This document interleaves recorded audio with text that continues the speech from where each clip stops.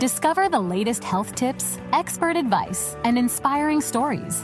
This is the Health Channel Podcast. Your journey to better health starts now.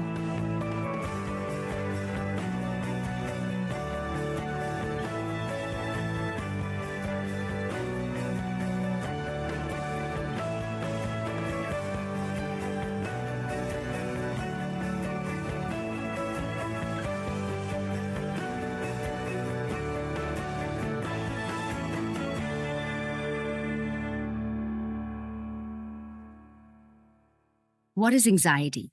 We all experience it now and then.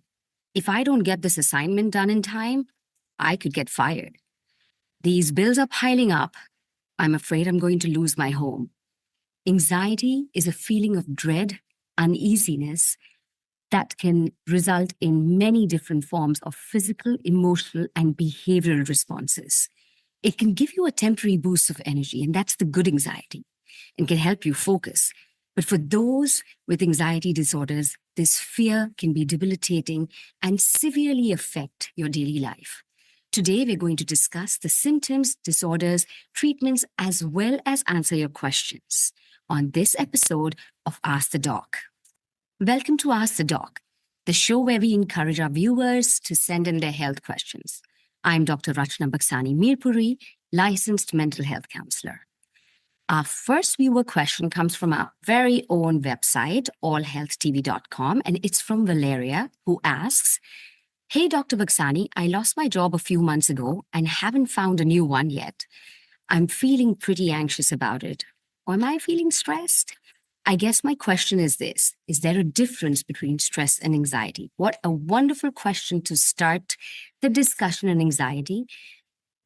How much worry is too much worry, right? That's what we're all confused about. That's what my clients come in with. So let's talk about stress and anxiety. Stress is a response that is a short-term response to an external trigger. Anxiety, however, involves an excessive worry of a perceived or real threat. So it doesn't have to be something that's actually happening in your life that's causing you stress. It could be just a perceived threat, and it causes a debilitating feeling. An anxiety disorder, for it to be characterized, so for anxiety to be characterized as a disorder, it has to be persistent, and it has to result in social and occupational impairment. Let's look at some of the symptoms of anxiety. Difficulty sleeping, digestive issues. We know that our gut is where we host all emotions. So when I get anxious, it's that butterfly feeling that I get. Chest pain, increased heart rate, restlessness, headaches, muscle tension, aches and pains. And this is what we call psychosomatic. So it's aches and pains, but they don't have a physical cause. They're actually coming from a psychological reason. Loss of appetite or binge eating. Hope this helped, Valeria, to answer this question about the difference between stress and anxiety. Common to get those two confused. And of course, for more information, you can always feel free to reach out and we can discuss this further. Let's go on to the next question, and that comes from our Facebook page, and it's from Chaz. "Dr. Baksani, my normally vibrant and enthusiastic daughter Clarice has been kind of anxious and a little withdrawn lately. I'm not sure what's going on, but it does make me wonder what role social media plays in increasing anxiety levels." Chaz, firstly, I am so sorry. I'm a parent. I understand the pain of seeing your daughter going through something like that. And it is not easy. Social media, oh my gosh, that's a whole episode on its own. But let me see what I can do in the little time that I have. Yes, social media definitely plays a role. And this is, in my view, how it plays a role. One is the comparisons, right? So think about it. When we see social media, everybody's posting happy times, good times. They're having fun. They're traveling. And that leads to me comparing my life to their life and thinking, ooh, what am I missing out? Or my life doesn't seem that great, right? Also, everybody seems to be happy all the time, which has resulted in kids, teens, even adults feeling that that's how it's supposed to be. We're supposed to be happy all the time. We're not supposed to experience stress or anxiety or sadness or any of those negative emotions. And what that does is it keeps me actually stuck because I keep trying to fight it and work so hard to avoid those so-called negative emotions that it actually keeps me stuck in those emotions, thus resulting in things like depression, anxiety disorders that we have seen increasingly amongst teenagers. Hope that answered your question, Chaz. Let's see what we have next. It's another Facebook question from Rosie. Dr. Buksani, I've been working from home since COVID, and at first I loved it, but now I'm not so sure I feel the same way. I've actually begun feeling a little anxious, and I'm wondering if it's somehow connected to my feelings of loneliness. Is this even possible? Rosie, I thank you for actually bringing this question up. As we know, in recent times, loneliness has actually been categorized as a public health crisis by the US Surgeon General. And definitely, loneliness has its connection to depression and anxiety. While there was a great advantage for people working from home, it has resulted in people isolating themselves and really having feelings of dread and loneliness. Research has found, obviously, a strong link between loneliness and depression and anxiety. And the reason for that is that when you feel lonely, when you are alone, you ruminate. And generally, when we ruminate, we're not ruminating over happy thoughts. We're thinking about negative things. We're thinking about things that aren't working in my life, the things that I need to fix, the things that probably need some work, right? So that's why there's an excessive worry element when I am lonely. What we've also seen is there's an increase in social anxiety. So because people have been at home and working from home for such a long time, and those organic social interactions aren't happening, they're actually getting scared of going out. They're getting scared now of meeting people, new people, and even people who maybe they've had relationships with in the past because they don't want to embarrass themselves. They don't want to be judged because they haven't done it in such a long time. So we've seen really an increase in social anxiety.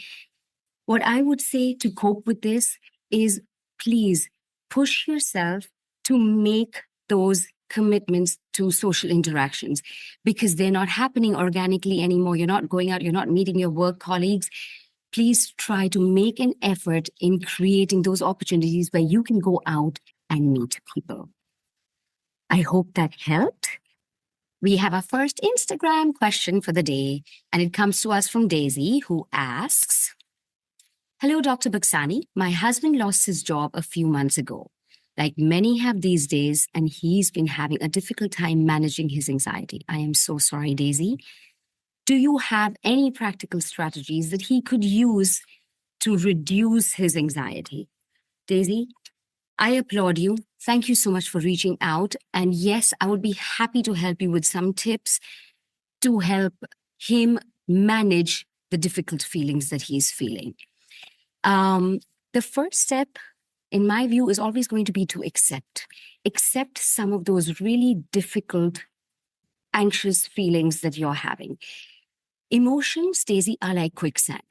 The more you struggle, the deeper you sink. So I always tell my clients, listen, yes, it's a difficult moment. And naturally, when I have a situation like that where I've lost my job, I am going to feel anxious. Let me not fight it. Let me first start with a level of acceptance. And then I'm going to give you now some strategies to help him manage what he's feeling in terms of his anxious thoughts and emotions. First one, controlled breathing. Listen, I cannot tell you how important meditation and breathing is to anxiety treatment, right? So over the years, we found that things like yoga, things like meditation are actually the number one treatment for anxiety. If there's a way, there are lots of apps out there. My personal favorite is the Insight Timer, but there's lots of meditation apps. If you can maybe join him in doing some meditation and some breathing exercises that will be extremely powerful and helpful. Like I mentioned, yoga is lovely and Tai Chi. If you can get access to that, there's loads of YouTube videos now on yoga that you can actually do it from home. Cognitive reframing. If I could give every client of mine the one tool that they can take home with them, it's this. We all have the ability to think about a situation differently. The same situation, when I think it's doomsday, brings about feelings of anxiety. But if I can shift my perspective and think about it differently, it helps me feel different. Self-care, very big on that. Please help him take care of him, right? When I take care of myself, I am able to better handle the situation that life throws at me, because those are not always in my control. Therapy, lovely. If there's a way that you could encourage him to seek help, he can work with a therapist who will help him with some of these techniques that we're talking about. And of course, whatever your support system is, rally them together to be able to help him cope with these challenging feelings that he's experiencing. Hope that's helpful, and thank you for writing in. Let's take the next question, and that comes to us from Siddhartha. And Siddhartha's question is, Dr. Vaksani, after 20 years of marriage, I went through a pretty difficult divorce last year, which has really done a number on me. My friend Ravi said, it's time to get back out there. He's right, but every time I think about it, I get anxious. Completely understandable, Siddhartha. I told my brother that, and he said, I'd be a good candidate for cognitive behavioral therapy, CBT. What can you tell me about it? Lovely question. You know, in my years and in my experience of working with clients, we've had such few that actually come in saying, hey, what sort of therapeutic orientation do you have? What techniques do you use? And what is CBT? What is DBT? So I really, really do appreciate this question. And especially it's because it's about cognitive behavior therapy, which is really one of the most reliable and valid techniques we have out there to treat most mental health challenges. Cognitive behavior therapy works on two things: cognitions, which is my thoughts, and behavior, right? So the way this works is by helping the clients modify their behavior and their thoughts so that we can see change, we can see progress. We tackle the behavior part. I tend to tackle the behavior part first because it's the easiest to do. But the behavior part is tackled by behavioral experiments. So we actually encourage clients, if a client is anxious about meeting someone, like in your case, we would set up, and because, oh my gosh, I don't know how it's going to be. What if they don't like me? What if, they talk bad about me? Okay, we set up behavioral experiments where we will encourage our clients to get into those situations, have those positive experiences and come back. And then, of course, they have a different perspective on it. As far as our thoughts and changing our thoughts is concerned, the two major strategies that cognitive behavior therapy includes is cognitive restructuring and cognitive reframing. Cognitive restructuring involves actually replacing the negative thoughts and habits with more positive ones, right? So it's a 180. So you've been doing this, but now let's do this. Cognitive reframing is actually a shift in perspective. So it's not like you are completely changing your mindset about something, but what you're doing is you're changing the way you are looking at a situation. And that helps me feel better.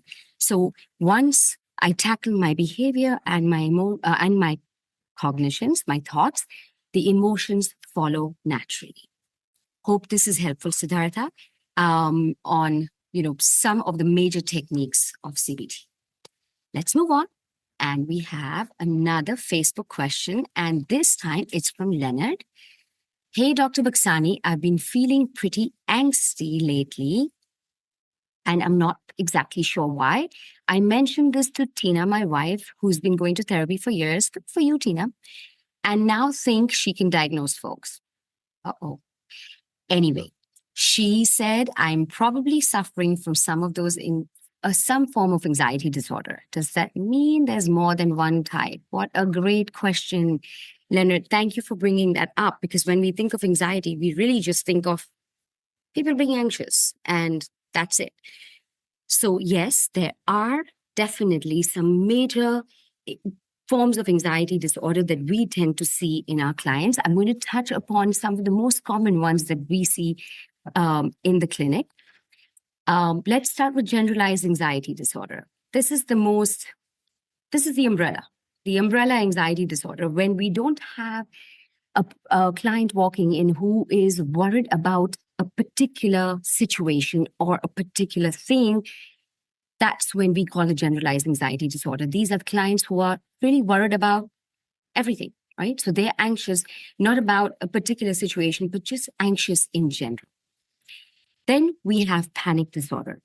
Panic disorder is really characterized by a debilitating panic attacks in situations that cause stress. There are so many emergency room visits because people are having panic attacks. There are about 25 symptoms that the DSM lists as symptoms of panic attacks. So it's different for every person.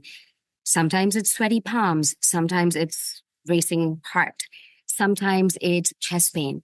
Sometimes it's nausea, throwing up, head pain, headaches. So there are so many symptoms that can characterize panic attacks. And really, it's that intense feeling like, oh my gosh, I don't know why I'm feeling this way. And sometimes it's almost to the extent of, I'm going to die. You're not going to, because panic attacks are not dangerous, but that's really the feeling that a person gets. So that's what characterizes panic disorders. Social anxiety disorder. We are seeing a huge uptake in the number of people with social anxiety disorder. And that part of it is because of that work from home, the social isolation that we experienced.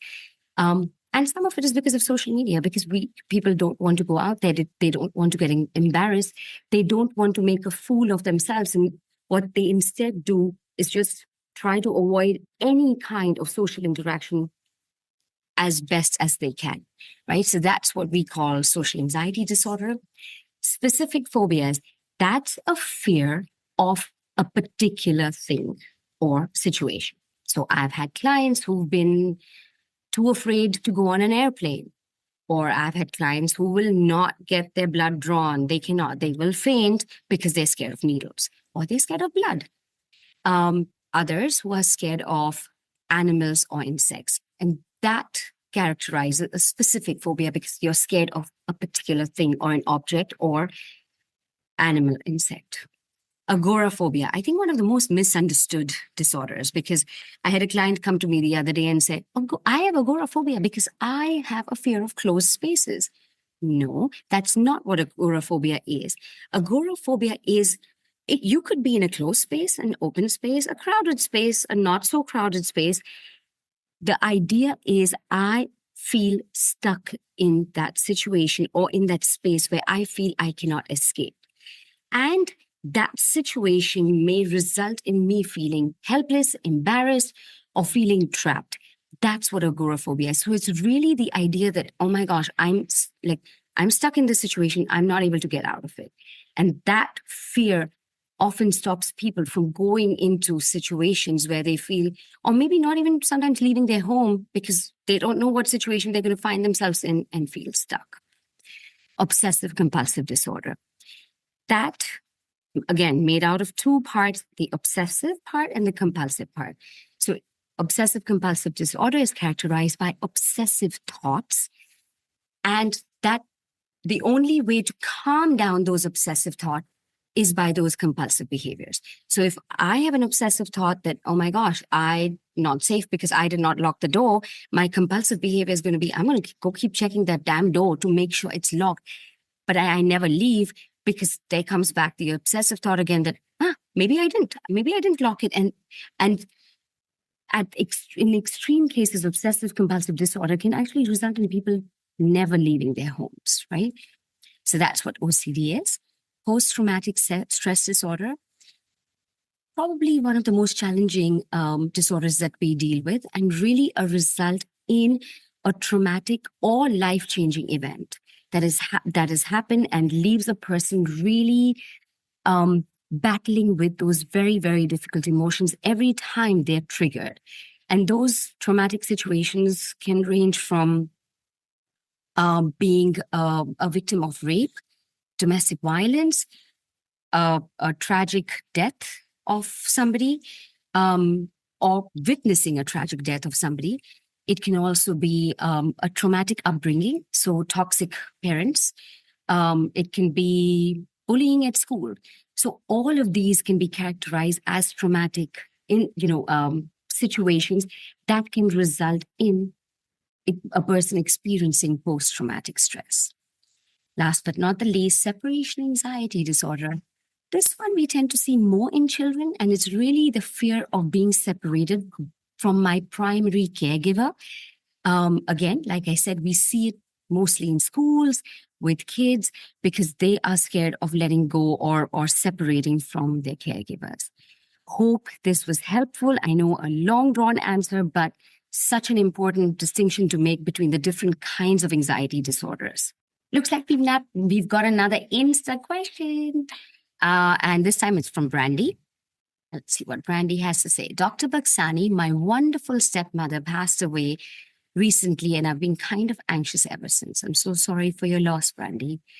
The only thing that makes me feel better is snacking. And no surprise, I've put on a couple of pounds. My neighbor Florence says I should exercise. Does that really help with anxiety? And if so, what type of physical activity is most beneficial? Brandy, again, firstly, I am so sorry for your loss.